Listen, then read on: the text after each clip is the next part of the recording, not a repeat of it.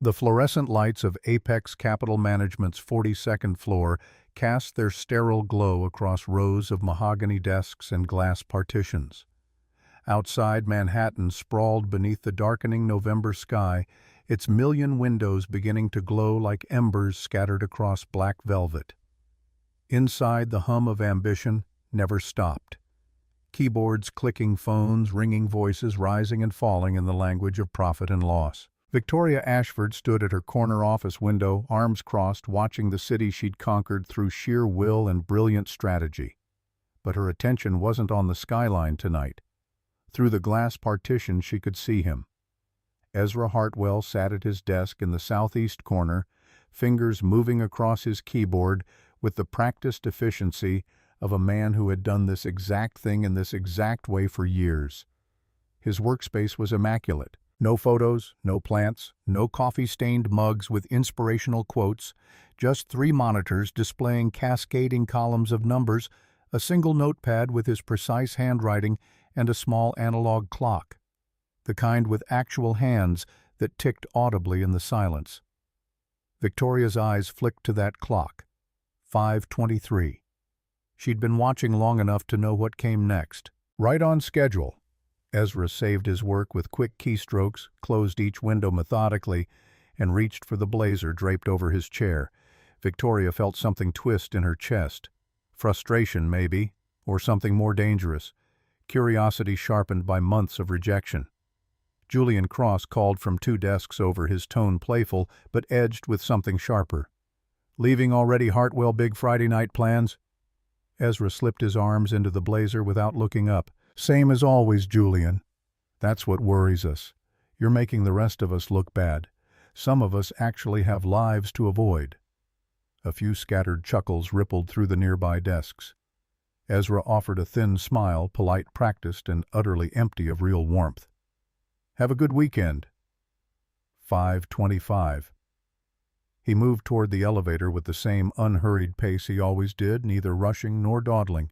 His shoes made soft sounds against the polished floor. Around him the office was in that strange twilight state. Half the desks already abandoned, the other half occupied by people who'd be there until midnight, either by choice or desperation. Victoria made her decision. She stepped out of her office, heels clicking against the marble with metronomic precision. "Ezra!" He stopped mid-step. Not loud, not harsh, but absolute. He turned slowly. Victoria stood 15 feet away, hands clasped loosely in front of her head, tilted slightly as if examining a particularly interesting piece of art. She wore a charcoal suit that probably cost more than most people's monthly rent. Her dark hair pulled back in a style that was both severe and elegant. Her eyes, sharp, intelligent, relentlessly focused, fixed on him with an intensity that had made seasoned executives stumble over their presentations. "Ms. Ashford, I didn't see you there." "I noticed." She took 3 measured steps toward him. "Do you have a moment?" Ezra's eyes flicked to the clock on the wall behind her. 5:26. "I'm just heading out. Perhaps we could speak Monday morning. I can come in early." "This won't take long."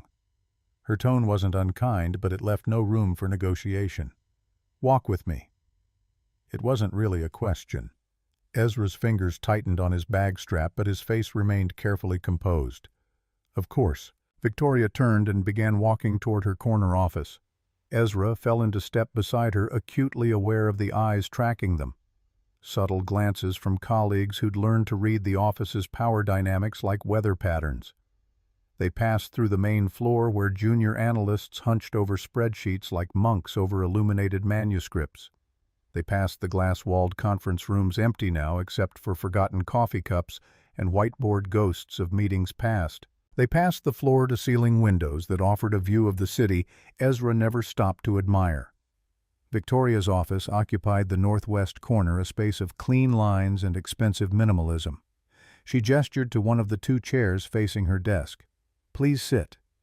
"Ms. Ashford, I really do need to—" "Sit, Ezra." He sat. Victoria moved behind her desk but didn't sit herself. Instead, she stood at the window, hands clasped behind her back, silhouette sharp against the dying light. "How long have you worked for Apex Capital? 6 years? Almost 7? 6 years, 9 months, and 13 days to be precise. She glanced at her watch. Your employee file is remarkably thorough. In that time you've never been late, not once. You've never called in sick. You've never missed a deadline. Your performance reviews read like love letters. 3 different department heads have tried to poach you. You've been offered 4 promotions, 2 lateral moves with significant pay increases, and 1 opportunity to join our London office at nearly double your current salary. Ezra said nothing. Victoria turned to face him. You've declined them all, every single one. Do you know what your colleagues call you? I can imagine several options. A ghost of a smile touched Victoria's lips. The monk, because you arrive at 8:30, work with laser focus, and leave at 5:30, never deviating, never socializing, never joining the happy hours or the golf outings or the networking dinners that everyone else treats as mandatory career maintenance. I wasn't aware my punctuality was a problem. It's not a problem. It's a mystery. Victoria moved around her desk, perching on its edge close enough now that Ezra could smell her perfume. Something subtle and expensive. And I don't like mysteries in my organization, Ezra. They tend to indicate either hidden ambition or hidden weakness, and I can't figure out which category you fall into. Perhaps neither. Everyone falls into a category. She crossed her arms. 3 weeks ago, I invited you to the executive dinner at Aurelio's. You declined. Last month, I personally requested your presence at the Thornhill Foundation Gala. You declined. In August, I suggested we discuss your career trajectory over dinner. You declined. Her eyes narrowed. I don't make those invitations lightly, Ezra. Do you know how many people in this building would kill for 5 minutes of my undivided attention outside this office? I'm sure the number is considerable. Then help me understand. Why do you keep saying no? The clock on her wall ticked in the silence. 5:29. Ezra's jaw worked for a moment. When he spoke, his voice was quiet but steady.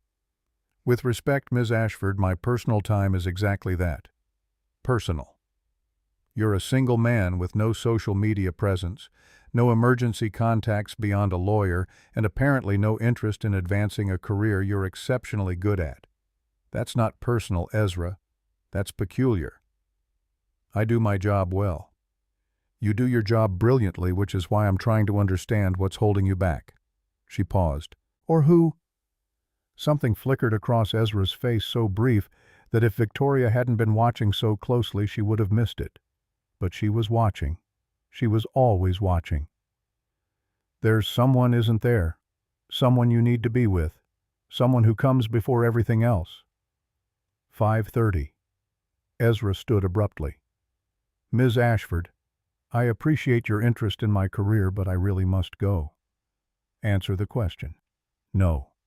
The word hung in the air between them. Simple absolute without apology. Victoria's eyebrows rose. No, I won't answer. My personal life is not your concern, and with all due respect, you have no right to demand an explanation for how I spend my time outside these walls. I arrive on time. I do exceptional work. I meet every expectation placed on me within my job description. What I do at 5:31 is none of your business. For a long moment, Victoria simply stared at him. Around them, the office had grown quiet. That particular silence of a building emptying itself of human ambition, leaving only the hum of servers and climate control. You're right. I apologize. That was overstepping. Ezra blinked, clearly not having expected concession. However, Victoria continued, standing and moving back behind her desk. I want you to know that the offer for dinner, professional or otherwise, remains open. I don't extend opportunities twice, Ezra, but for you, I'm making an exception. Think about it over the weekend. There's nothing to think about. Ezra moved toward the door. Have a good evening, Ms. Ashford. Ezra. He paused, hand on the doorframe, but didn't turn. Whoever they are, they're very lucky to have someone so devoted. Ezra's shoulders tensed. For a heartbeat, Victoria thought he might turn around, might say something, might give her the answer she was searching for. Instead, he walked out. Victoria stood alone in her office, watching through the glass, As Ezra strode toward the elevators with the same measured pace, pressed the button, waited exactly 7 seconds, and disappeared behind the closing doors. She pulled out her phone and dialed a number she rarely used. "Michael, it's Victoria Ashford. I need you to look into someone for me. Quietly." The subway car rattled through the darkness beneath the city, its fluorescent lights flickering with each lurch and sway. Ezra sat in the corner seat, messenger bag on his lap, staring at nothing in particular. Around him, the Friday evening crowd was a mix of exhausted workers and eager 20-somethings heading toward weekend freedom. A group of young women laughed over shared earbuds. A man in paint-stained coveralls dozed against the window. 2 teenagers argued about a video game with the passionate intensity only adolescents could muster. Ezra heard none of it. His mind replayed this conversation with Victoria Ashford. Her questions, her observations, her unnervingly accurate assessment of his life. She was right, of course, about all of it. The declined promotions, the refusal to socialize, the rigid schedule that allowed for no deviation. But she was also wrong. She thought there was something holding him back. In truth, there was someone holding him together. The train emerged from underground, and suddenly the city spread out below in a carpet of lights. Ezra's reflection appeared in the window, a man of 38 who looked 45, with premature silver at his temples and lines around his eyes that spoke of sleepless nights and carefully contained grief. His phone buzzed. A text from Julian. "Drinks at Hannigan's. Last chance to prove you're human." Ezra deleted it without responding. 23 minutes later, he exited at Riverside Station and walked 4 blocks through a neighborhood that was neither prosperous nor destitute, just tired. The buildings here were old brick and faded concrete, built in an era when function mattered more than form. Bare trees lined the sidewalks, their branches dark against the purple sky. He stopped in front of a 4-story building with a small sign. Riverside Long-Term Care Facility. Taking a deep breath, Ezra pushed through the doors. The lobby was warm and smelled of industrial cleaner with undertones of institutional food. The walls were painted a soft blue that some designer had probably decided was calming. Inspirational posters hung at intervals, sunrises, mountains, generic phrases about hope and strength. "Evening, Ezra," the security guard called from his desk. George Palmer was 62, with kind eyes and a grandfatherly manner. "Right on time as always." "Evening, George." "She had a good day today. Nurse Torres said she seemed peaceful." Ezra's throat tightened. "Thank you." He signed the visitor log, a formality George didn't actually require, but Ezra performed anyway and moved toward the elevators. The building was quiet at this hour, visiting time winding down, the night shift beginning their routines. 3rd floor room 314. Ezra paused outside the door, his hand on the handle. This moment, the transition from the world outside to the world within, never got easier. Every day he had to prepare himself. Every day he had to remember how to breathe. He pushed the door open. The room was small but private, a concession Ezra had fought hard for and paid dearly to maintain. Soft evening light filtered through gauzy curtains. A single bed occupied the center of the space, surrounded by the quiet machinery of modern medicine. Monitors that beeped softly, tubes that carried fluids, rails that prevented falls that would never happen. And in the bed, tiny against the white sheets, lay Iris. She was 11 years old and weighed 73 pounds. Her dark hair, so much like her mother's, was pulled back in a simple braid that one of the nurses had done that morning. Her face was peaceful features, delicate and perfect, as if she were simply sleeping. As if at any moment her eyes would flutter open and she would smile and ask what was for dinner. But her eyes didn't open. They hadn't opened in 3 years, 2 months, and 17 days. Ezra set his bag down and pulled the chair close to her bedside, the same chair he'd sat in every evening for 1,173 consecutive days. He took her hand, careful of the IV line, and held it gently in both of his. "Hi, sweetheart. I'm here." The monitors beeped their steady rhythm. The ventilator whispered its mechanical breath. Somewhere down the hall, a television murmured. "I had an interesting day at work. My boss, Ms. Ashford, I've mentioned her before. She cornered me in her office. Wanted to know why I keep turning down her invitations." He smiled faintly. "I didn't tell her, of course. How could I explain, how could I make someone like her understand that there's nothing, no promotion, no salary, no amount of prestige that could matter more than being right here, right now with you?" Iris's chest rose and fell with the rhythm of the ventilator. Her hand lay motionless in his. Ezra reached into his bag and pulled out a worn paperback. The Secret Garden, Iris's favorite. They'd read it together 7 times before the accident. They'd started their 8th read-through on the day she'd gone to school and never come home the same. He opened to the bookmarked page and began to read, his voice steady and gentle, filling the small room with words about hidden places and growing things, and the magic that happens when you tend to something with love and patience. Outside, the city moved on. Lights blazed, traffic flowed, people laughed and argued and lived their lives in the endless rush of existence. In room 314 stood still. Ezra read until visiting hours ended at 8, then carefully marked his place and closed the book. He stood, leaned over, and pressed a kiss to Iris's forehead. "I love you, little flower. I'll see you tomorrow." He squeezed her hand one last time and froze. Had it moved? Just the smallest pressure, so faint he might have imagined it. Ezra's heart hammered. He looked down at their joined hands, then at Iris's face, searching for any sign, any flicker of consciousness. Nothing. "Iris," his voice cracked. "Sweetheart, can you hear me? Squeeze my hand if you can hear me." The monitors beeped their unchanging rhythm. The ventilator whispered. Ezra waited, barely breathing, hope and dread warring in his chest. 30 seconds passed. A minute. Nothing. Slowly he released her hand and stepped back, running his fingers through his hair. Of course it was nothing. Just wishful thinking. Just his desperate heart playing tricks after another long day of pretending to be normal. Pretending he wasn't dying inside one evening at a time. "Good night, Iris. Daddy loves you." He walked out, closing the door softly behind him. In the parking lot of Riverside Long-Term Care Facility, sitting in a nondescript sedan 3 rows back from the entrance, a man named Michael Reeves lowered his camera and checked the timestamp on the last photo.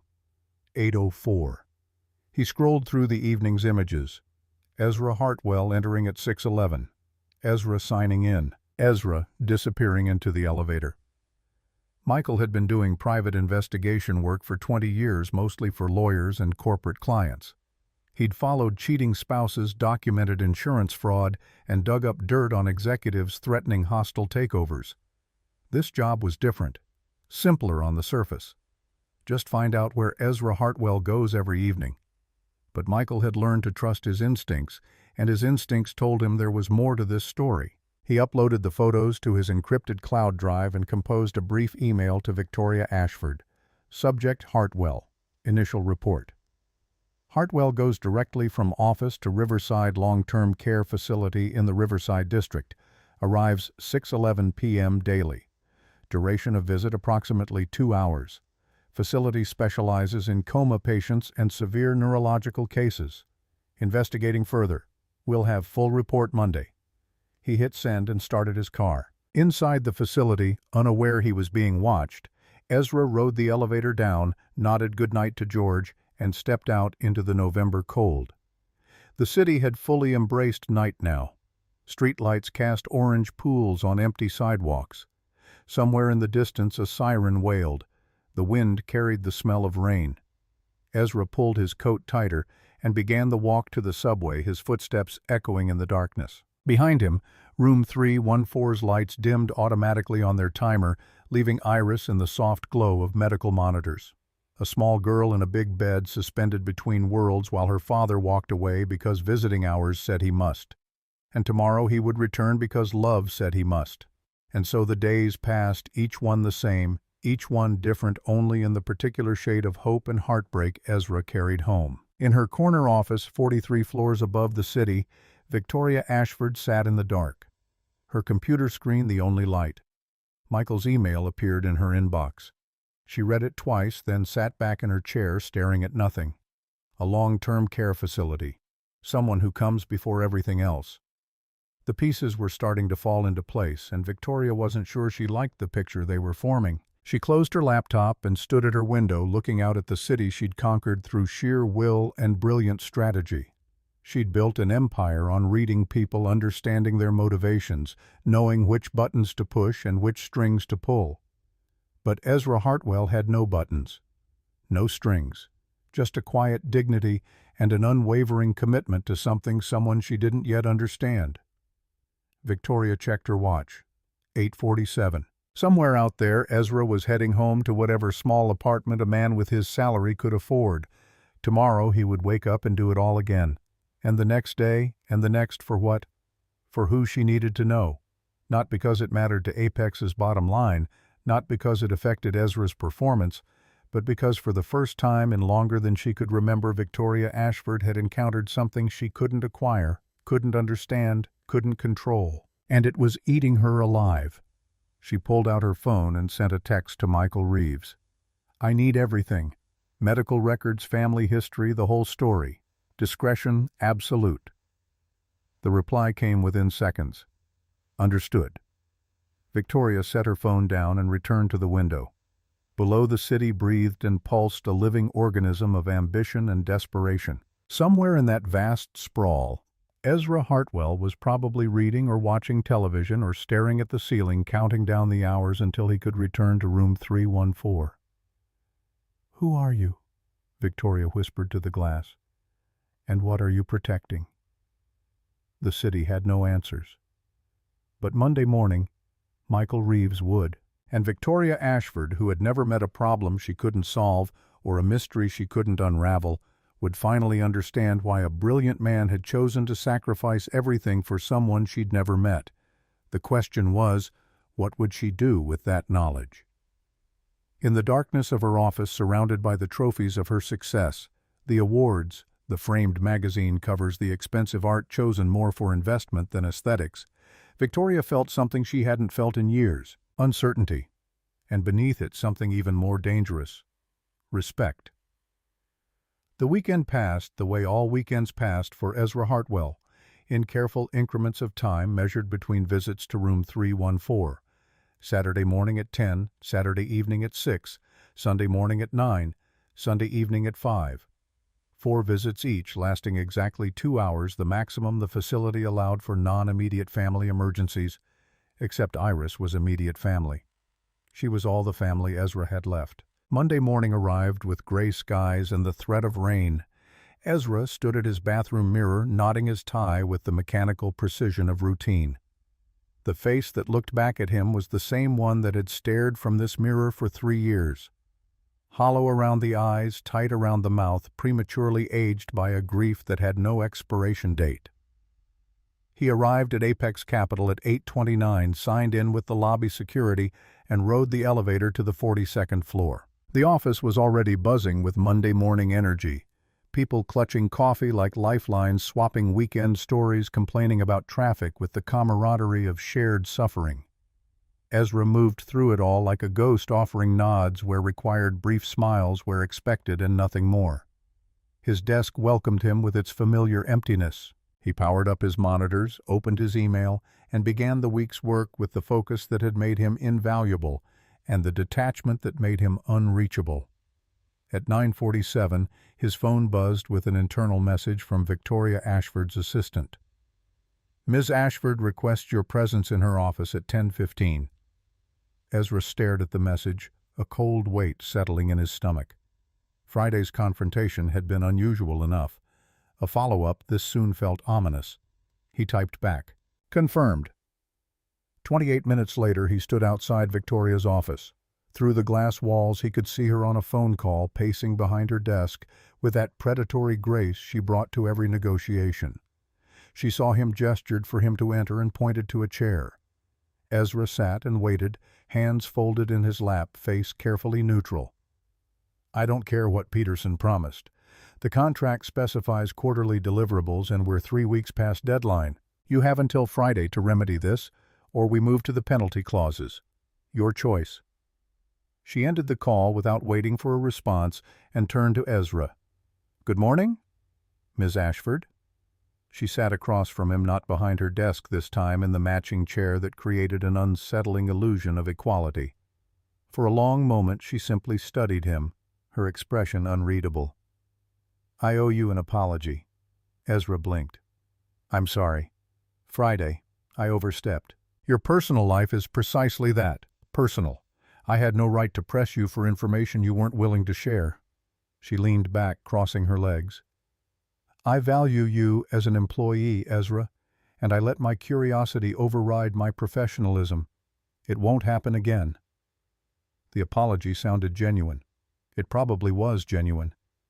But something in Victoria's eyes, a calculation, a continued interest, made Ezra's shoulders tense. "I appreciate that, and I apologize if I was curt." The question caught me off guard. "You weren't curt. You were honest." Victoria smiled, but it didn't quite reach her eyes. "I respect that. In fact, I respect you, Ezra, which is why I want to extend another offer. Purely professional this time. Ms. Ashford," she held up a hand, "hear me out. Next month we're hosting the annual Apex Summit. 3 days, top executives from our international offices, major clients, potential investors. It's the most important networking event of our year." Victoria paused, letting the weight of it settle. "I want you to present the quarterly analysis for Asia-Pacific markets." Ezra's jaw tightened. "That's traditionally a senior vice president responsibility." "It is, and you do the work better than any of our senior vice presidents. Your analysis is sharper, your projections more accurate, your presentation of complex data more accessible." She leaned forward. "This is a showcase opportunity, Ezra. The kind of visibility that opens doors, the kind of exposure that transforms careers." "I'm not interested in transforming my career." "Why not?" The question hung between them, gentle but insistent.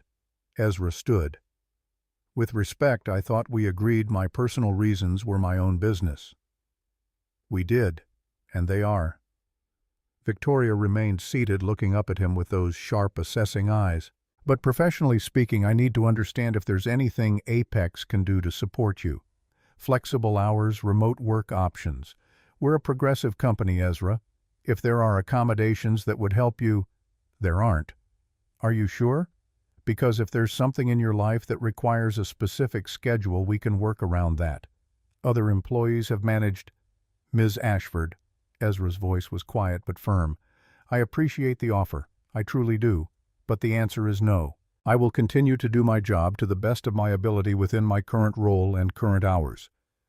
If that's not acceptable, I understand. But I won't be changing my parameters." For a long moment they stared at each other. An impasse reached a line drawn. Victoria stood slowly. "It's acceptable, Ezra. You're too valuable to lose over scheduling conflicts." She walked to her desk, picked up a folder and handed it to him. "These are the Morrison files you requested last week. I believe you're presenting the preliminary findings this afternoon at 2. "Yes, ma'am." "I look forward to it." She returned to her desk, effectively dismissing him. "That's all." Ezra nodded and left the folder clutched in his hand, his heart still racing from an encounter that had felt less like a professional discussion and more like a chess match where he couldn't see all the pieces. Behind him, Victoria watched through the glass as he returned to his desk. Her phone lay on the polished surface. No text to Michael Reeves this time. She'd already made that call 3 weeks ago. Already seen the photos, the medical records, the news clippings. Already knew about Iris. Already understood the cage Ezra had built around himself, bars made of love and grief and unwavering devotion. The question now wasn't what held him here. It was whether she had any right to try and change it. The morning crawled forward with agonizing slowness. Ezra threw himself into work, losing himself in numbers and projections where everything had clear answers and predictable outcomes. The Morrison presentation was solid. He'd spent 3 weeks preparing it, double-checking every figure, anticipating every question. At 1:47 he gathered his materials and headed to Conference Room B. The presentation went flawlessly. 17 slides, 23 minutes, and a room full of impressed executives nodding at his conclusions. When he finished, even Julian Cross, who usually found something to nitpick, offered genuine praise. "Brilliant work, Hartwell. You made complex derivatives sound almost simple. That's a rare gift. Thank you. You know, if you ever want to grab lunch and talk shop, I'm always interested in picking your brain about— I appreciate it, Julian, but I don't do lunch. Julian's smile faltered.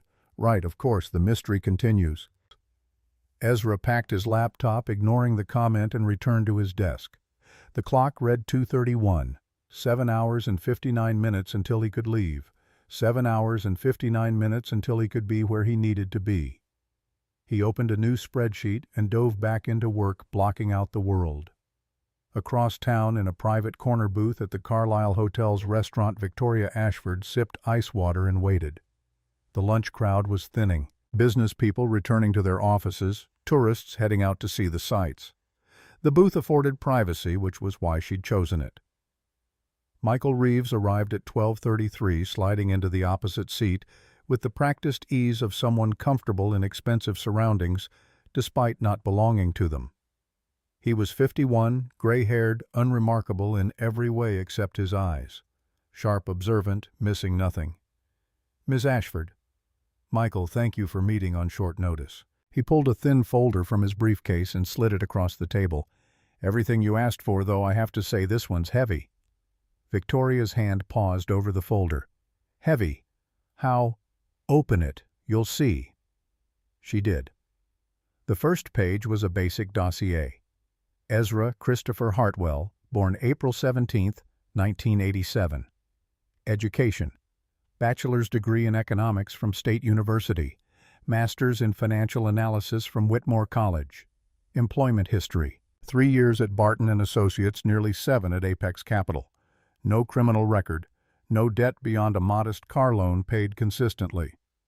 Credit score 748. Unremarkable on the surface. Victoria turned the page. And there it was.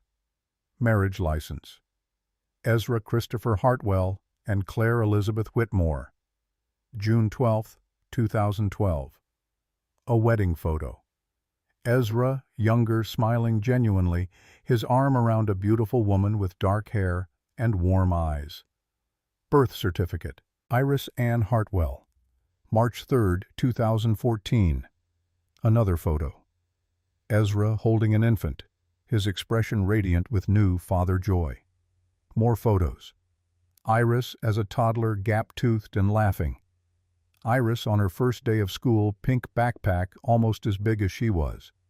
Iris at a piano recital, serious and focused, small hands poised over keys. Then the news clipping dated September 23, 3 years ago.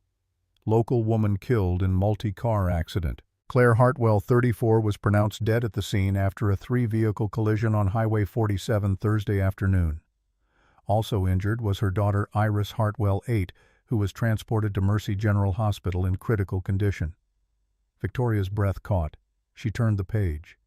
Medical records heavily redacted, but enough was visible. Traumatic brain injury, induced coma, multiple surgeries, transferred to long-term care. Prognosis uncertain. Current status, persistent vegetative state. The mother died instantly. Michael's voice was quiet. The girl, she's been unconscious ever since. 3 years, 2 months, and counting. Hartwell visits her every single day, morning on weekends, evening on weekdays.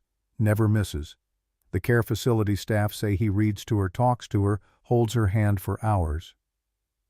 Victoria closed the folder, her hands trembling slightly. The mother, Claire. Next of kin. Parents deceased. One sister lives in California. Visits maybe twice a year, according to facility staff. Claire was an only parent to Iris. Her own parents died when she was young, raised by an aunt who passed away 5 years ago. So Ezra is alone, completely. The girl is his whole world, has been since the accident. Michael leaned back. Insurance covered the initial hospital stay, but long-term care isn't cheap. Riverside is one of the better facilities, runs about $6,500 a month. Hartwell's been paying out of pocket. That's why he lives in a 1-bedroom apartment in Riverside, drives a 12-year-old Honda, wears the same 3 suits on rotation. Every penny above basic survival goes to keeping his daughter in the best care he can afford. Victoria stared at the folder. The promotions he turned down would have required longer hours travel, evening commitments, things he can't do because he has a standing appointment at 6:11 every night. Exactly. Michael's voice softened. I've been doing this job 20 years, Ms. Ashford. I've followed cheaters and adulterers and corporate spies. This guy, he's just a father who refuses to give up on his kid. That's it. That's the whole mystery. Does she respond? The daughter. No. According to the medical records I could access, there's been no change in 3 years. No improvement, no deterioration. She's just there, stable but unconscious. The doctors don't expect her to wake up. A pause. But he still goes, every day. Rain, snow doesn't matter. He's there. Why did you want to know this? Victoria didn't answer immediately. She looked down at the folder, thinking about Ezra's quiet dignity, his refusal to explain his absolute commitment to leaving at 5:30 no matter what. I thought he was hiding something. Turns out he was hiding from something. From questions like mine, from pity, from people who tell him to move on. Are you going to use this information? Use it how? Michael shrugged. You're a powerful woman, Ms. Ashford. You could make his life easier. Better insurance, salary increase, flexible hours. All things he'd refuse because he'd know you knew. Victoria opened the folder again, looking at the photo of Iris at her piano recital. So small, so serious, so alive. He doesn't want help. He wants privacy. Then why investigate? It was a fair question. Victoria closed the folder and met Michael's eyes. Because I wanted to understand what could make a man turn down everything I was offering. Money, advancement, attention from someone who could change his life. She smiled bitterly. Turns out the answer is simple. He already has something more valuable than anything I could give him. He has purpose. She pulled out her checkbook, wrote a number that made Michael's eyebrows rise, and slid it across the table. This conversation never happened. The investigation never happened. Delete everything. Ms. Ashford, everything, Michael. I mean it. This man deserves his privacy. Michael pocketed the check and stood. Already done. He paused at the edge of the booth. For what it's worth, there are worse things in this world than a man who knows what matters. After he left, Victoria sat alone in the booth, the folder open to the photo of Ezra with his infant daughter. His smile in that picture was so different from anything she'd seen on his face at work. Open, joyful, unburdened by the weight he now carried. She thought about Friday's confrontation, about this morning's job offer, about every time she'd pushed and prodded and tried to understand why Ezra Hartwell didn't want what everyone else wanted, because he already had what everyone else was searching for. And he'd lost it, and he was spending every minute of every day refusing to let go of what remained. Victoria closed the folder and signaled for the check. That evening, as Ezra sat in room 314 reading The Secret Garden to a daughter who couldn't hear him, Victoria sat in her corner office staring at nothing in particular. She thought about calling him, apologizing properly, offering help. Real help, the kind that came with no strings and no expectations. But she knew what he'd say. The same thing he'd said every time. No thank you. But no. So instead she opened her computer and began drafting a memo about the Riverside Initiative, a new corporate charity program focused on supporting families dealing with long-term medical care. Generous donations, no publicity, anonymous corporate sponsorship. She worked on it until midnight, crafting the language carefully, making sure there was no way to trace it back to any specific employee or situation. When she finished, she sat back and wondered if Ezra would ever know. Probably not, and that she decided was exactly how it should be. The next 3 weeks passed in careful silence. Ezra continued his routine. Work, Riverside, home, repeat. Victoria watched him from a distance, seeing things she'd never noticed before, the way his jaw tightened when people talked about weekend plans he'd never make, the way he checked his watch, not from boredom but from counting down, the way he existed in the office like a man underwater moving through a world that wasn't quite real. She stopped extending invitations, stopped asking questions, stopped trying to solve the puzzle of Ezra Hartwell because she'd already solved it, and the answer had humbled her more than she cared to admit. On a Thursday afternoon in early December, Julian Cross appeared at Victoria's door looking troubled. Miss Ashford, do you have a minute? Of course. What is it? Julian closed the door. It's about Hartwell. Ezra. Victoria's expression didn't change, but her pulse quickened. What about him? He's good, really good, you know that. We all know that. Julian ran a hand through his hair. 3 other firms have tried to recruit him in the past year. Headhunters are constantly calling. Jensen and Brooks offered him a senior analyst position at almost twice his current salary. And he turned it down. He turns them all down. Always the same reason. Can't commit to the hours. Julian leaned against the desk. But here's the thing. Sterling Financial is making a serious play for him. 6-figure signing bonus, flexible schedule, work from home options 3 days a week. They're throwing everything at him. When did this happen? They approached him yesterday. He's supposed to give them an answer by next week. Julian met her eyes. I think he's actually considering it. Why do you think that? Because for the first time he didn't immediately say no. He said he'd think about it. Julian shook his head. If we lose him, Ms. Ashford, it'll hurt. Not just his output, but morale.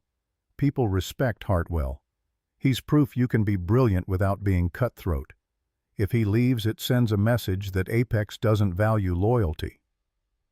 After Julian left, Victoria sat very still, her mind racing. She could match Sterling's offer, exceed it even. Throw money and benefits at Ezra until the choice became obvious. But that wasn't what he needed. What he needed was something she couldn't give him. More time with Iris. More flexibility. More life outside these walls.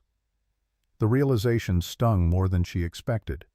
At 5:27 she found herself walking toward Ezra's desk, drawn by an impulse she didn't fully understand.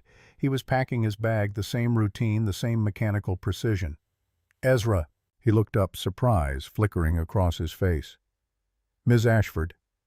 Walk with me. They moved to the windows overlooking the city, away from listening ears. The sun was setting, painting the sky in shades of amber and purple. I heard about Sterling's offer. Ezra's expression closed off. Word travels fast. Should I be worried? That depends on what you're worried about. Victoria smiled despite herself. Even now, facing a life-changing decision, Ezra couldn't quite shed his honesty. I'm worried about losing a valuable employee. I'm also worried about you making a decision based on short-term flexibility versus long-term stability. With respect, Ms. Ashford, I don't think in terms of long-term anymore. I think in terms of today, tomorrow, the day after that. Sterling is offering me something Apex can't. Time. 3 work-from-home days means I can be closer to where I need to be. It means I don't lose 6 hours a week to commuting. It means you can spend more time with her. The words were out before Victoria could stop them. Ezra froze. What? Your daughter Iris. I know, Ezra. I'm sorry, but I know. For a long moment, Ezra said nothing. The sunset painted his face in shades of gold and shadow, making him look both younger and infinitely older. How long? His voice was barely a whisper. 3 weeks. I hired an investigator. He found out where you go, why you go. I saw the medical records, the news clipping, the photos. Victoria took a breath. And then I told him to delete everything. I haven't told anyone. I won't tell anyone. Your privacy is yours, Ezra. I needed to understand. You had no right. I know. I violated your trust. I know. I should quit right now. Tonight. You should. Victoria's voice cracked slightly. But I'm asking you not to. Not because of Apex, not because of your career, but because I'm going to match Sterling's offer. Exceed it, if that's what it takes. Flexible hours, remote work, whatever you need to be there for Iris while still doing what you're brilliant at. Ezra stared at her. Why? Because 3 weeks ago I learned something about sacrifice that I'd forgotten in 20 years of climbing corporate ladders. I learned that some people measure success differently, and maybe they're measuring it right. The silence stretched between them, filled with unspoken things. I don't want pity. This isn't pity, it's respect. Victoria turned to face him fully. Think about it at least. Don't make a decision based on anger at me. Make it based on what's best for Iris. Ezra's jaw worked. His eyes were bright with emotion he was fighting to contain. I need to go. Of course. He walked away, bag over his shoulder, moving toward the elevator with the same measured pace. But something was different. A tension in his shoulders, a fracture in the routine. Victoria watched him go, wondering if she'd just saved his career or destroyed whatever fragile trust had existed between them. At Riverside Long-Term Care Facility, Ezra signed in with George and took the elevator to the third floor, his mind still reeling from Victoria's revelation. She knew. Someone had been watching him, investigating him, violating the privacy he'd fought so hard to maintain. He should be furious. He was furious. But underneath the anger was something else, a strange, unexpected relief. Because for 3 years he'd carried this weight alone, and now someone else knew. Someone who mattered in the world he inhabited 9 hours a day. He pushed open the door to room 314 and stopped. Nurse Elena Torres was at Iris's bedside, checking the monitors with an expression Ezra had never seen before. Excitement barely contained. Ezra, I was just about to call you. What's wrong? Nothing's wrong. Something's different. Torres gestured to the monitors. Her brain activity spiked about 20 minutes ago. Just for a few seconds, but it was there. The first significant change we've seen in 3 years. Ezra's bag hit the floor. What does that mean? I don't know yet, Doctor. Holloway is reviewing the data. It could be nothing, just random neural firing. But it could also be... She trailed off, unwilling to offer false hope. Could be what? The beginning of something. We don't know, Ezra. We just don't know. He moved to Iris's bedside on legs that felt like water. She looked the same. Peaceful, unchanged, suspended in that terrible stillness. But the monitor showed something different. Numbers he'd memorized, patterns he'd learned to read like a second language. And there in the data was the smallest deviation from the endless flat line of unconsciousness. Ezra took Iris's hand. Sweetheart, I'm here. If you can hear me, if you're trying to come back, I'm right here. The monitors beeped their rhythm. The ventilator whispered. And in the space between heartbeats and the gap between hope and despair, something shifted. Ezra didn't move from Iris's bedside for the next 4 hours long past, when visiting hours ended. George had come up twice to gently remind him of the time, but Torres waved him off both times with a look that said this was different. This mattered. Let him stay. Dr. Margaret Holloway arrived at 9:47, a tall woman in her 50s with gray-streaked hair and the kind of calm competence that came from 30 years of neurology. She studied the monitors, reviewed the printouts, and examined Iris with gentle, practiced hands, while Ezra watched every movement with the intensity of a man trying to read prophecy in tea leaves. Talk to me straight. No medical jargon, no protecting my feelings. What does this mean?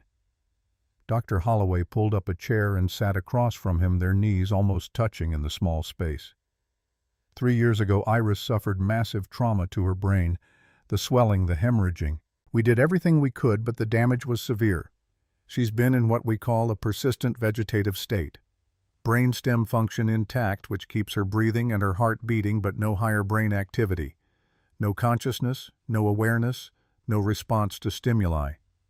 I know all this. But something changed tonight. This measures brainwave activity. She pointed to one of the monitors. For 3 years, Iris's patterns have been essentially flat in the areas associated with consciousness. Tonight, for approximately 14 seconds, we saw activity in her frontal cortex, theta waves similar to what we see in early sleep stages or deep meditation. Ezra's heart was pounding so hard he could hear it in his ears. What does that mean? Is she waking up? I don't know. It could mean her brain is beginning to heal in ways we didn't think possible. It could mean random neural firing that signifies nothing. It could mean she's experiencing some level of awareness we can't measure yet. Dr. Holloway leaned forward. Ezra, I need you to understand something. This is one spike, one brief moment in 3 years of nothing. I cannot, I will not promise you that this is the beginning of recovery. The odds are still overwhelmingly against us. But there's a chance. There's always been a chance. It was just infinitesimally small. Now it's—" she paused, choosing her words carefully. "Now it's slightly less infinitesimally small, but it's there." Dr. Holloway's professional mask cracked slightly, revealing the human underneath.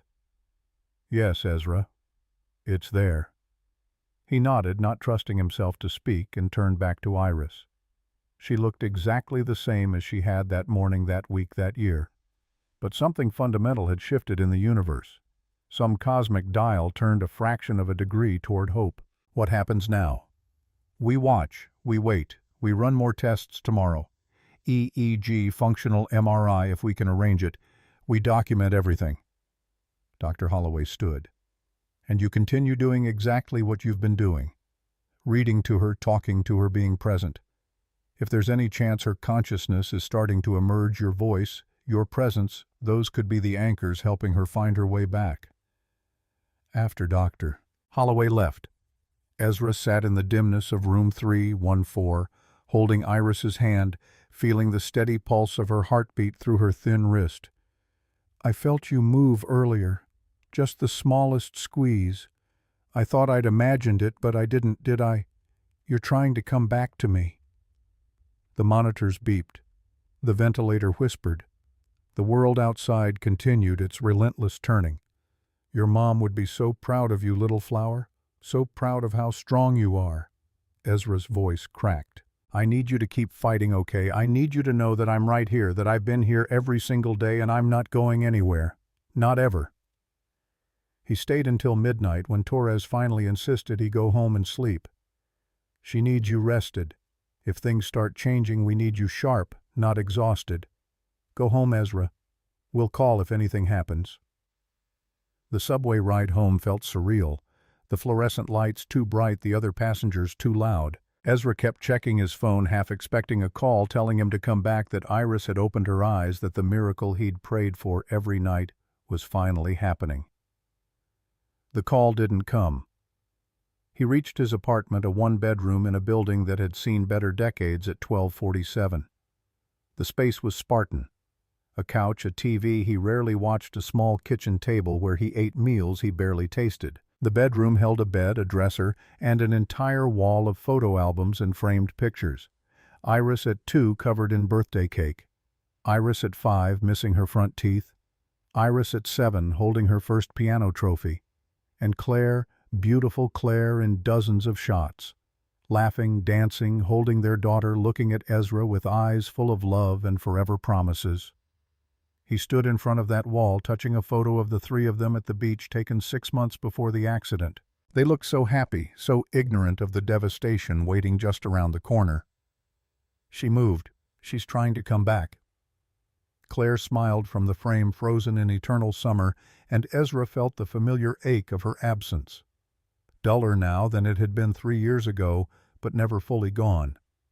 He showered, lay down, and stared at the ceiling until exhaustion finally dragged him under. The next morning, Ezra called in sick for the first time in nearly 7 years. He sent a brief email to his supervisor. "Family emergency. We'll update Monday." He didn't mention Victoria didn't think about Sterling's offer or Apex's counteroffer or anything beyond getting back to Riverside as fast as possible. The facility's morning routine was different from evenings. Brighter, busier, filled with physical therapists and occupational therapists and the controlled chaos of institutional care. Ezra signed in at 7:53. George greeted him with raised eyebrows but no questions. Room 314 was occupied by Dr. Holloway and 2 other specialists when Ezra arrived. They were setting up equipment for the EEG, attaching electrodes to Iris's scalp with practiced efficiency. "Morning. Any trouble getting away from work?" "No trouble."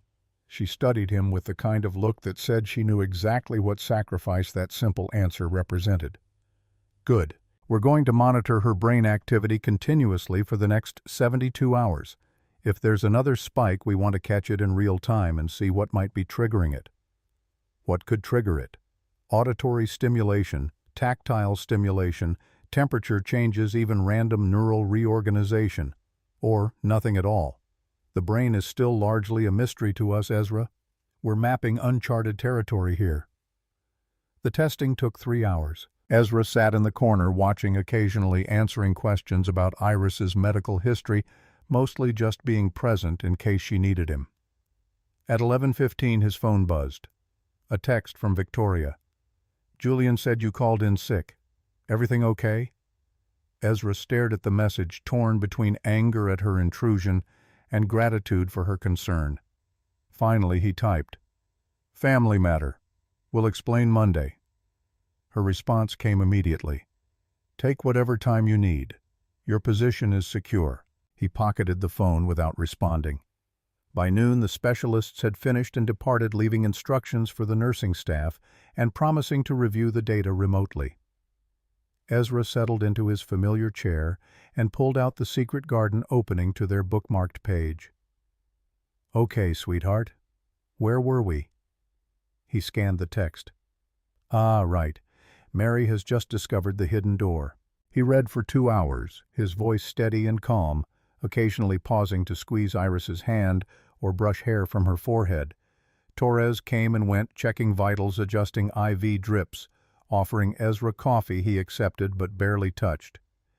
At 2:34, in the middle of a sentence about roses and robin redbreasts, the monitor's pitch changed, just slightly, just for a moment. Ezra's head snapped up. "What was that?" Torres was at the monitors instantly, her eyes scanning the readouts. "Brain activity spike. Smaller than last night, but definitely there." She grabbed her tablet, logging the time and duration. "What were you doing?" "Reading, just reading." "Keep going. Don't stop. If auditory stimulation is triggering this, we need to know." Ezra's hands trembled as he found his place again. He continued reading, his voice slightly unsteady, now his heart racing with a hope so fierce it hurt. 10 minutes later, another spike. Then nothing for 40 minutes. Then another, this time accompanied by the smallest flutter of Iris's eyelids. So brief that Ezra wasn't sure he'd seen it. "Did you see that?" Torres's voice was carefully neutral, but her eyes were bright. "I saw it.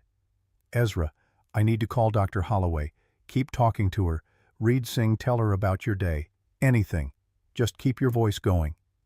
She left the room, speaking urgently into her phone, while Ezra leaned close to Iris and whispered, "That's it, baby girl. I know you can hear me. I know you're trying. Just keep fighting. Keep coming back." Dr. Holloway arrived within 30 minutes, unusually rushed, her professional calm fractured by something that looked almost like excitement. "Show me the data." Torres pulled it up on her tablet, a graph showing brain activity over the past 4 hours.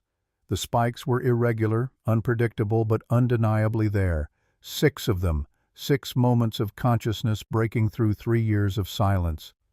"This is extraordinary." "Doctor," Holloway murmured, studying the patterns. "Ezra, has anything else been different today? Different routine, different topics in your reading?" "No, same book we've been reading, same chair, same—" He stopped. "Wait, I haven't been here during the day in almost 2 years. Usually I come in the evening." Dr. Holloway was thinking out loud, her mind clearly racing. Different light levels, different ambient noise, different circadian timing. Her brain might be more responsive during certain hours. "We need to test this. Can you be here tomorrow morning? Same time?" "I'll be here." "And tomorrow evening at your usual time. We'll compare the data, see if there's a pattern." Ezra nodded, barely processing the words, his entire focus on Iris's face. Was there more color in her cheeks?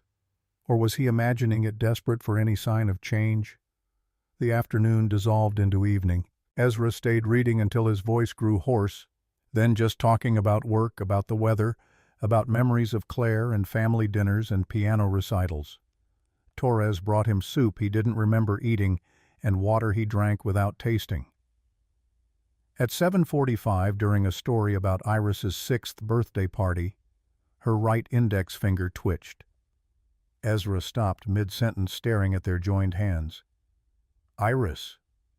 It happened again. A clear, unmistakable movement. "Torres." His voice cracked with emotion. "She's moving." The nurse was there instantly, checking, documenting her professional training, warring with the wonder on her face. "Iris, sweetheart, if you can hear Daddy, move your finger again." Nothing. "Please, baby. Just once more." The seconds stretched into minutes. Ezra held his breath, willing it to happen, praying to forces he'd stopped believing in 3 years ago, and then so faint he almost missed it. Iris's finger curled slightly against his palm. Torres grabbed her radio. "I need Dr. Holloway in 314, now." The next hour was a blur of activity. Doctors' tests, measurements, hushed urgent conversations just outside the door. Ezra stayed at Iris's bedside, through all of it holding her hand, whispering encouragement, his face wet with tears he didn't bother wiping away. At 9:17, Dr. Holloway pulled him aside. "Ezra, I need to manage your expectations here. What we're seeing is encouraging, very encouraging, but Iris is still in a coma. These movements, these spikes in brain activity, they don't necessarily indicate consciousness. They could be reflexive automatic responses without actual awareness behind them. But they could indicate consciousness." Dr. Holloway hesitated, then nodded. "They could. The pattern suggests her brain is becoming more active, more responsive. Whether that translates to actual awareness to the person you knew beginning to return, we simply don't know yet. How long until we do know? Days, weeks, maybe months. Or it could happen tomorrow. Recovery from this kind of trauma doesn't follow a predictable timeline." She put a hand on his shoulder. "What I can tell you is that in 30 years of neurology, I've seen 3 patients recover from vegetative states this prolonged, 3 out of hundreds. The odds are still against us, Ezra, but for the first time since Iris arrived here, I'm allowing myself to hope." Ezra couldn't speak. He could only knot his throat too tight for words. "Go home. Rest. Come back in the morning. If anything changes tonight, we'll call immediately." He didn't want to leave. Every instinct screamed at him to stay, to be there in case Iris opened her eyes, in case she called for him, in case the miracle he'd waited 3 years for finally happened. But Dr. Holloway was right. If Iris was coming back, she'd need him strong, not exhausted, and running on fumes. At 9:45, Ezra kissed his daughter's forehead and whispered, "I love you. I'll be back in the morning. Keep fighting, little flower." The subway ride home was a disorienting mix of euphoria and terror. Hope was a dangerous thing. He'd learned that over the past 3 years. Hope could sustain you, but it could also destroy you when it was ripped away. He checked his phone and found 7 missed calls and a dozen texts. 3 from Julian asking if everything was okay, 2 from his supervisor concerned about the sudden absence, and 2 from Victoria. The first text was from early afternoon. "If you need anything, time off, resources, anything, just ask." The second was from an hour ago. "I know I have no right to ask, but is Iris okay?" Ezra stared at that message. She'd used Iris's name. She knew. And instead of anger, he felt only a strange kind of relief. He typed back, "She's showing signs. First time in 3 years. Doctors are cautiously optimistic." The response came while he was still holding the phone. "Thank God. Take all the time you need. I mean it." Then, after a pause, another message. "I'm sorry for invading your privacy, but I'm grateful I know, because it means I can do this. Effective immediately, you have unlimited paid leave for family medical reasons. When you come back, we'll discuss permanent accommodations. Your job will be waiting." Ezra read it 3 times, not quite believing what he was seeing. "Why?" Victoria's response took longer this time. "Because 3 weeks ago I asked what could be more important than career advancement. You didn't answer, but now I know. And you were right." He didn't respond. Couldn't respond. He just sat on the subway, tears streaming down his face, while strangers politely pretended not to notice. At home, he stood in front of the wall of photographs again, looking at Claire's smile, at Iris's gap-toothed grin, at the family they'd been before the universe had torn them apart. She moved. Our baby moved. She's trying to come back. He fell asleep on the couch, still in his clothes, his phone clutched in his hand in case the hospital called. The call came at 3:47 in the morning. Ezra was awake before the second ring. "Ezra, it's Dr. Holloway. You need to come to the hospital now." His heart stopped. "Is she—" "She's stable, but she's showing significant activity.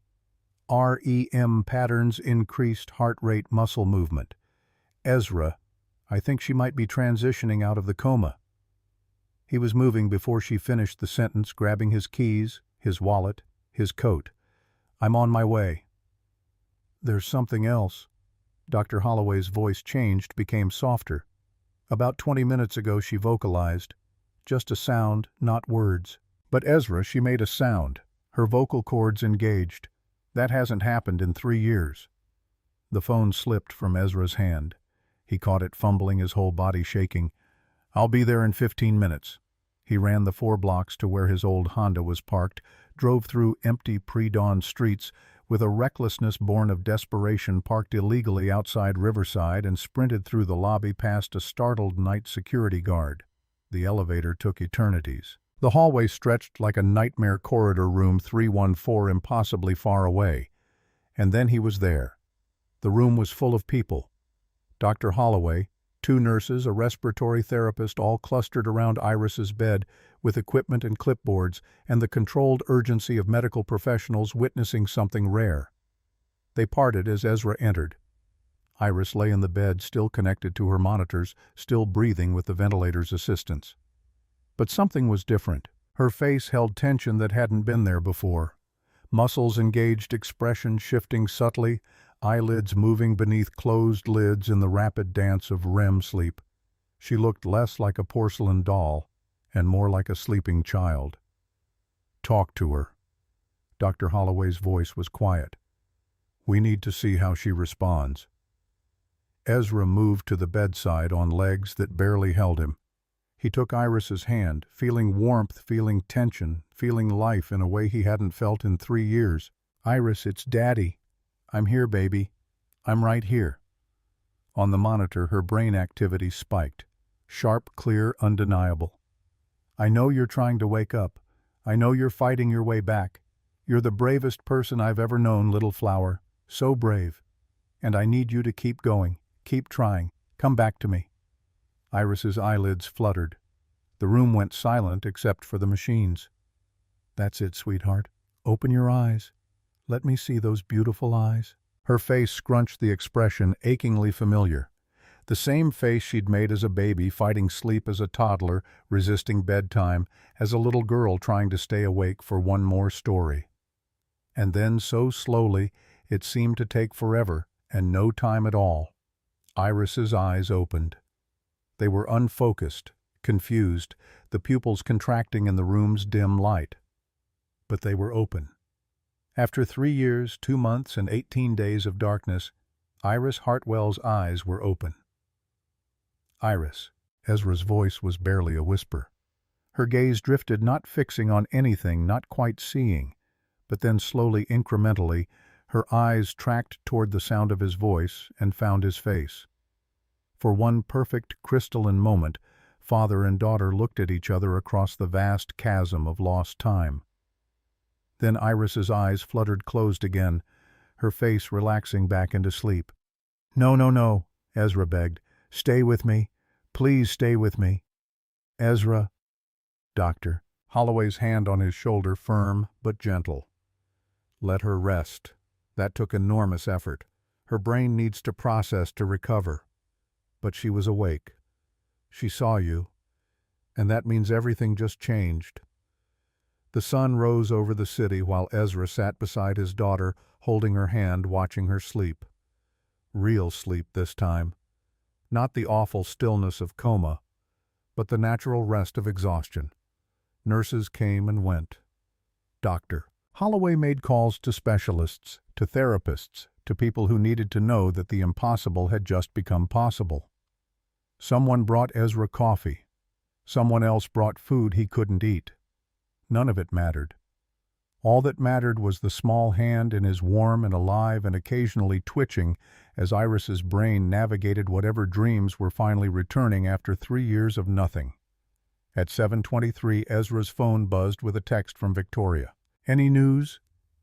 His fingers trembled as he typed. She opened her eyes. Just for a moment, but she saw me. "She's coming back." The response was immediate. "I'm coming to the hospital." "You don't need to do that." "I know, but I'm coming anyway." Ezra didn't have the energy to argue. He set the phone down and returned his attention to Iris, memorizing the new details. The way her chest rose and fell more naturally, the slight color in her cheeks, the tiny movements of her face as sleep took her deeper. "Welcome back, little flower. We have so much catching up to do." Outside, the city woke to another ordinary Friday. Traffic-built coffee shops filled, people rushed to jobs and obligations and all the things that seemed so urgent until you spent 3 years watching someone you love hover between existence and absence. Ezra understood in a way he hadn't before exactly what mattered and what didn't. And for the first time in 3 years, he allowed himself to believe that the future might hold something more than endless waiting. Victoria Ashford arrived at Riverside Long-Term Care Facility at 8:42, carrying 2 cups of coffee and looking distinctly out of place in her tailored suit among the worn furniture and faded walls. George at the security desk did a double take at the sight of her. People who wore $1,000 shoes didn't typically visit this building. "I'm here to see Ezra Hartwell. He's with his daughter Iris, room 314. George checked his log, then his face softened with recognition. "You're the first visitor Ezra's had besides his sister-in-law in 3 years. He's still up there. Take the elevator to 3, turn right." Victoria found room 314 by following the sound of quiet activity. Medical staff moving with purpose, equipment being wheeled into place, the controlled urgency of professionals responding to something extraordinary. She stopped in the doorway. Ezra sat in a chair pulled close to the hospital bed, still wearing yesterday's clothes, unshaven, exhausted, and more alive than Victoria had ever seen him. He was talking softly to the small girl in the bed, a child who looked impossibly fragile, surrounded by tubes and monitors, but whose face held an expression Victoria recognized from the photos in Michael's report. Peaceful sleep rather than unconscious absence. "I brought coffee." Ezra's head turned, surprise flickering across his face. "Ms. Ashford, you didn't have to come." "I know." She stepped into the room, offering him one of the cups. "But when someone you respect tells you their child just woke up after 3 years, you show up. That's what decent people do." He accepted the coffee with hands that trembled slightly. "Thank you." Victoria looked at Iris, really looked at her, seeing not the medical case from a file, but the living, breathing reason Ezra Hartwell had rebuilt his entire life around a single principle: be there. "She's beautiful," Ezra's voice caught. "She is. She looks like her mother." They stood in silence for a moment, watching Iris sleep. Outside, morning traffic hummed. Inside, the monitors beeped their steady reassurance that life continued, that hearts beat, that impossible things sometimes happened. "How long can you stay away from work?" Victoria asked. "I don't know. As long as she needs me." Ezra rubbed his face. "I haven't even thought about Sterling's offer or your counteroffer or any of it. Right now, none of that exists." "Good. It shouldn't." Victoria pulled up another chair and sat an incongruous sight in her executive attire beside a hospital bed. "I meant what I said in my text. Take all the time you need. When you're ready to come back, if you're ready to come back, we'll make whatever arrangements necessary." "Why are you doing this?" The question hung in the air between them, direct and honest in the way Ezra's questions always were. Victoria considered her answer carefully. 3 weeks ago, I thought I understood what drive looked like, what dedication meant, what it took to be successful." She gestured around the small room. "Then I learned about this, about you spending every evening for 3 years sitting beside your daughter, reading to her, talking to her, refusing to give up even when every medical professional told you there was no hope." She met his eyes. "You've been succeeding at something far more important than anything that happens at Apex, Ezra. I was just too blind to see it." "I'm not special. I'm just a father." "No, you're a father who kept showing up. Do you know how rare that is? How many people in your situation would have eventually moved on, told themselves they'd done enough, convinced themselves that an hour a week was sufficient? Victoria's voice was fierce. "You never missed a day. Not one. That's not just love, Ezra. That's devotion most people can't even comprehend." Before Ezra could respond, Doctor Holloway entered, her energy crackling with barely contained excitement. "Ezra, she's been showing increased activity for the past 20 minutes. Brain patterns indicate she might be approaching another waking period." She noticed Victoria and paused. "I'm sorry. Visiting hours are limited to immediate family." "She's fine. This is Victoria Ashford, my employer. She knows about Iris." Dr. Holloway's expression shifted, assessing. "The one who gave you unlimited leave." "That's me." "Then you can stay, but quietly." She turned back to Ezra. "I want to try something. When she wakes, if she wakes, I want you to ask her simple questions. Her name, if she knows who you are. Basic orientation questions. We need to assess her cognitive function, see how much she remembers, how much the trauma affected her mental capabilities." Ezra's face went pale. "What if she doesn't remember? What if the injury? One step at a time. Let's see what happens." "Doctor." Holloway checked the monitors. "Her REM activity is increasing. Could be any minute now." The next 17 minutes felt like 17 hours. Ezra held Iris's hand, his thumb tracing gentle circles on her palm. Victoria sat quietly in the corner, feeling like an intruder, but unable to leave, drawn by something she couldn't quite name. At 9:07, Iris's eyelids began to flutter. Ezra leaned forward. "Iris, sweetheart, can you hear me?" Her eyes opened slowly with obvious effort, pupils adjusting to the light. This time they focused faster, finding Ezra's face with less wandering. "Hi, baby," Ezra whispered, his voice breaking. "I'm here. Daddy's here." Iris's mouth moved. No sound came out at first, just the ghost of words, then barely audible scratchy from 3 years of disuse. "Duh." The monitor screamed as Ezra's heart rate spiked. He was wearing a visitor badge that tracked vitals, something Dr. Holloway had insisted on after he nearly passed out from stress earlier. "Yes, that's right. It's Daddy. I'm right here." Tears were streaming down his face. "Do you know who you are? Can you tell me your name?"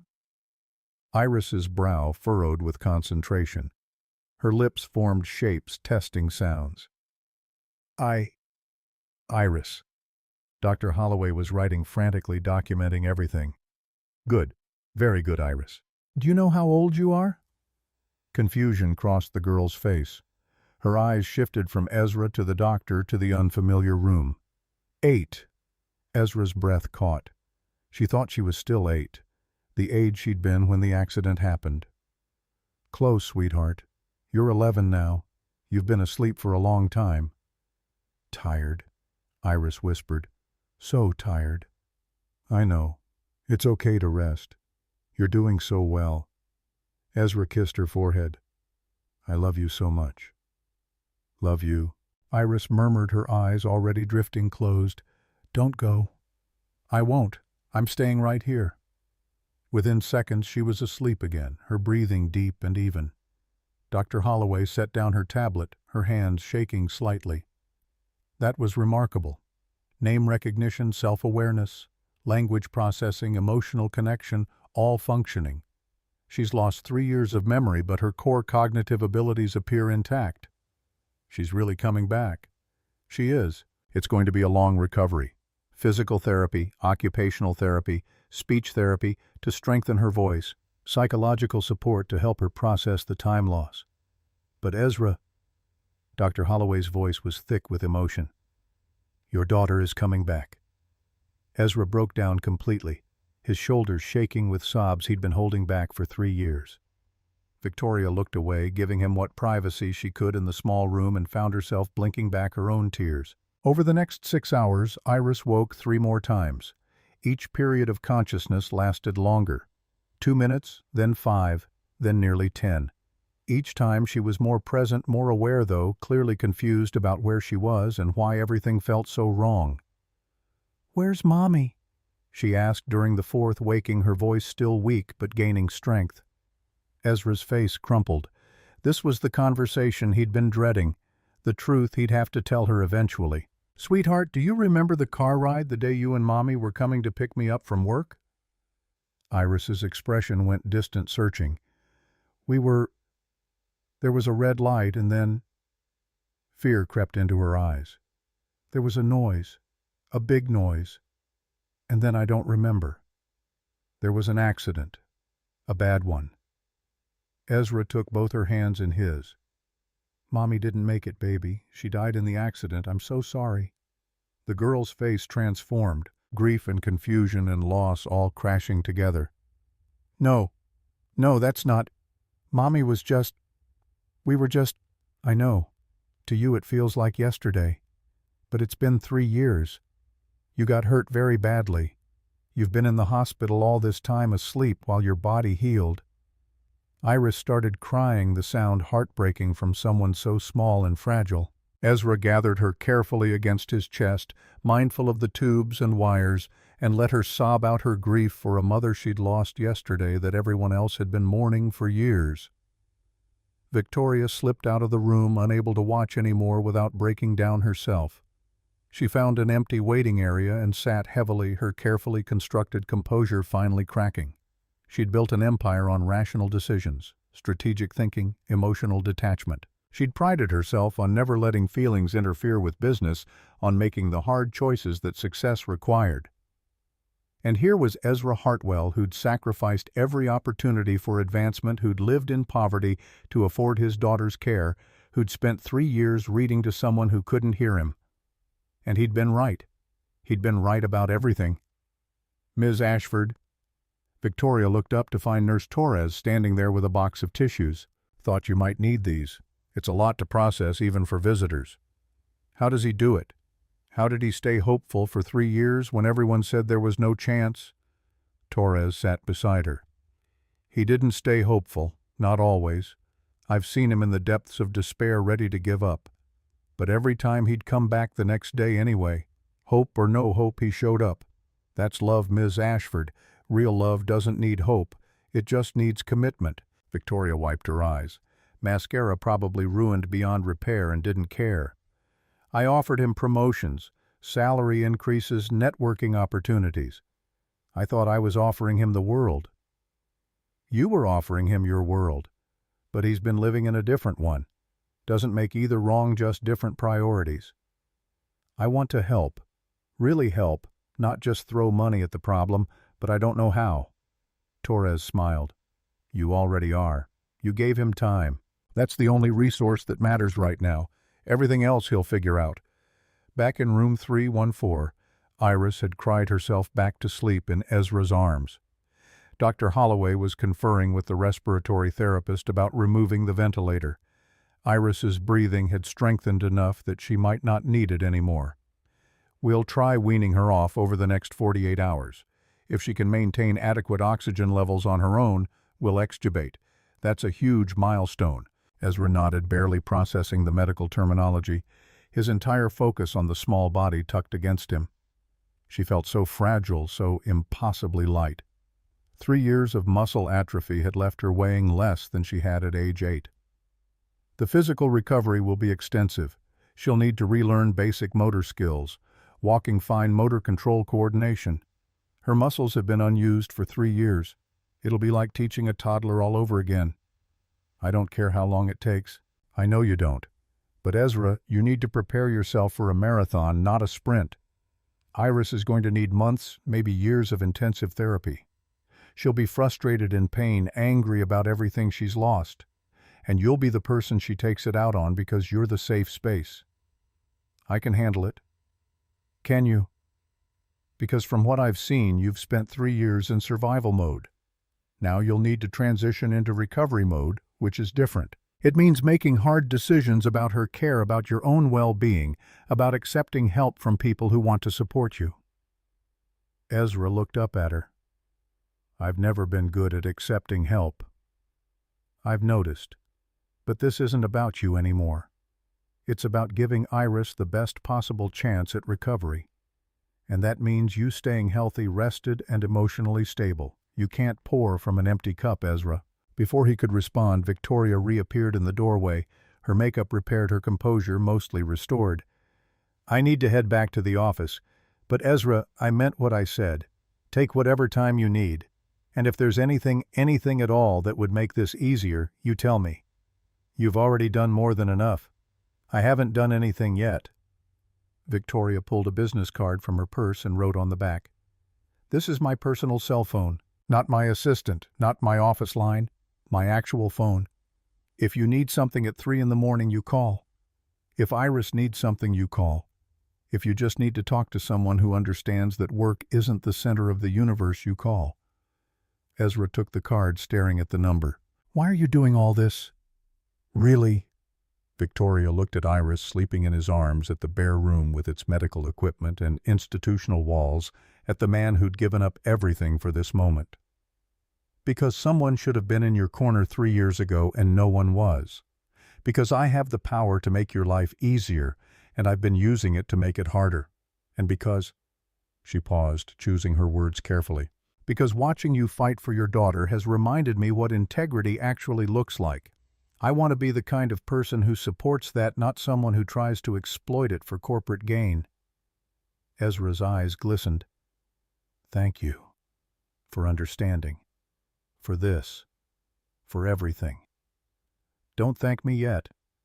I'm still figuring out how to be a decent human being instead of just a successful executive. It's a work in progress." After she left, Ezra sat with Iris for another 2 hours, just holding her, feeling her breathe, marveling at the miracle of her presence. Around him, the hospital continued its routines. Meals delivered, medications administered, visiting hours enforced, and then relaxed when Dr. Holloway explained the special circumstances. At 3:15, Iris woke again. This time her eyes were clearer, more focused. "Daddy, I'm here, little flower. I'm really 11. You really are." She was quiet for a long moment, processing. "Did I miss my 9th birthday? And my 10th? Ezra's throat tightened. "Yes, sweetheart. But we can celebrate them now. All together if you want. Make up for lost time. What grade should I be in?" "6th grade. But don't worry about school right now. You'll catch up when you're ready." Iris looked around the room with more awareness. "How long do I have to stay here?" "I don't know yet. The doctors say you're doing great, but you need to get stronger. Learn to walk again. Use your hands again. Your body forgot how to do a lot of things while you were asleep." Fear flickered across her face. "Will I be able to play piano again?" Ezra thought about the piano gathering dust in storage sold to help pay for her care in the first year. He thought about the recital she'd missed, the music lessons that had ended the childhood stolen by trauma. Yes, it might take time, but yes, you can do anything you set your mind to. You're the strongest person I know. I don't feel strong. I feel weak and tired, and everything hurts. That's because you've been asleep for 3 years. Your muscles need to remember how to work. But they will. I promise. And I'll be right here helping you every step of the way." Iris reached up with obvious effort and touched his face. "You look tired too, Daddy." "I'm okay. I'm better than okay. You're awake. You're talking to me. That's all I need. I love you. I love you too, little flower. More than you'll ever know." She drifted off again, her small hand still touching his cheek, and Ezra finally allowed himself to believe that the nightmare was ending, that they were moving towards something better, that 3 years of faithful waiting had not been in vain. The weekend passed in a blur of medical tests, brief periods of consciousness and long stretches where Ezra simply sat and watched his daughter sleep. Real sleep. Dr. Holloway reduced the ventilator settings gradually, and by Sunday evening, Iris was breathing entirely on her own. The tube was removed Monday morning, and hearing her speak without the mechanical rasp was like hearing music after years of silence. "My throat hurts." "I know. That's from the breathing tube. It'll get better." Ezra offered her ice chips. "Small sips okay?" She took them carefully, wincing at the cold. "Can I have my stuffed bunny, Mr. Whiskers?" Ezra's heart broke a little. Mr. Whiskers was packed away in storage along with most of Iris's childhood belongings. Things he couldn't bear to look at but couldn't bring himself to discard. "I'll bring him tomorrow.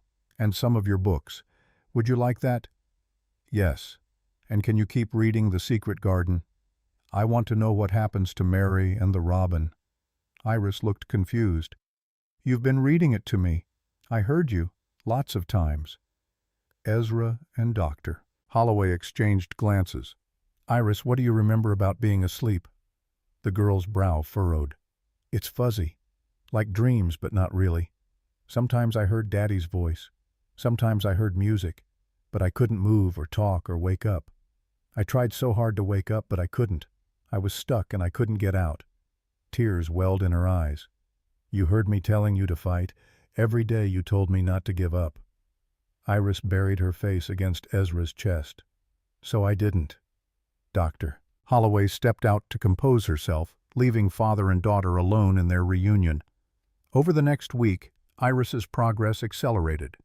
She stayed awake for longer periods, her conversations becoming more coherent, her memory slowly filling in gaps.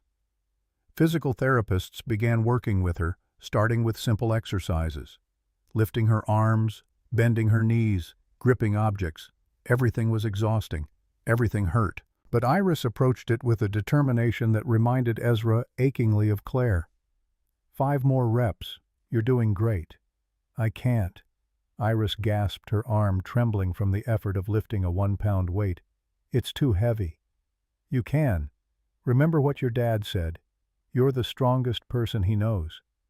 Iris gritted her teeth and completed the repetitions, then collapsed back against her pillows, exhausted and triumphant. "That's my girl." Ezra squeezed her hand. "When can I go home?" The question hung in the air. Ezra looked to Dr. Holloway, who'd been watching the therapy session. In the hallway away from Iris's hearing, Dr. Holloway laid out the reality. "She's making excellent progress, but she's months away from being discharged. She'll need intensive inpatient rehabilitation. Physical therapy, occupational therapy, speech therapy to strengthen her voice, psychological counseling to process the trauma. We're looking at minimum 3 months here, possibly 6 before she's ready for outpatient care. Whatever it takes. The costs, I'll figure it out. I always do." "Ezra, there's something else. Your employer, Ms. Ashford, she contacted me." Ezra's stomach dropped. "About what?" "She wanted to know if there were any medical resources that might benefit Iris. Better equipment, specialist consultations, experimental therapies. She was very careful to say this wasn't charity. She called it a medical assistance program through Apex Capital." Dr. Holloway handed him a folder. "She's offering to cover the full cost of Iris's rehabilitation, everything not covered by insurance, plus access to the best specialists in the country." Ezra opened the folder. The numbers inside made his head spin. Hundreds of thousands of dollars in proposed treatment. Top physicians, cutting-edge therapy techniques. "I can't accept this." "Why not?" "Because it's too much. I can't possibly repay." "She doesn't want repayment. She wants Iris to have the best possible chance at full recovery." Dr. Holloway's voice was firm. "Ezra, I've watched you sacrifice everything for 3 years. Let someone help. Not for you. For Iris." Ezra looked through the glass partition at his daughter, struggling with exercises that should have been simple fighting to reclaim what trauma had stolen. He thought about his pride, about his independence, about all the reasons he'd refused help for so long. And then he thought about Iris playing piano again, running again, living the childhood she deserved. Okay. That evening he called Victoria's personal number for the first time. She answered on the second ring. "Ezra, how is she?" "She's amazing. Tough as nails, determined to walk within a month even though the therapists say it'll take 3. He paused. "Doctor, Holloway told me about your offer." "It's not an offer. It's already arranged. The program is active as of today." "Victoria, I don't... Why are you doing this?" "Because I can. Because it's right.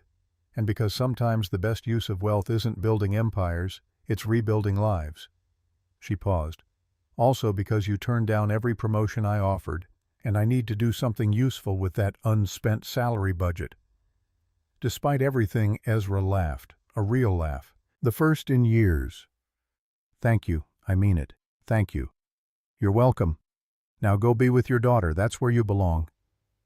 He hung up and returned to room 314 where Iris was coloring in a book one of the nurses had brought. Her movement was slow and shaky but determined. "Look, Daddy, I'm getting better already." She held up a lopsided rainbow. "You are little flower, you really are." And for the first time since a phone call 3 years ago had shattered his world, Ezra Hartwell allowed himself to believe in happy endings again.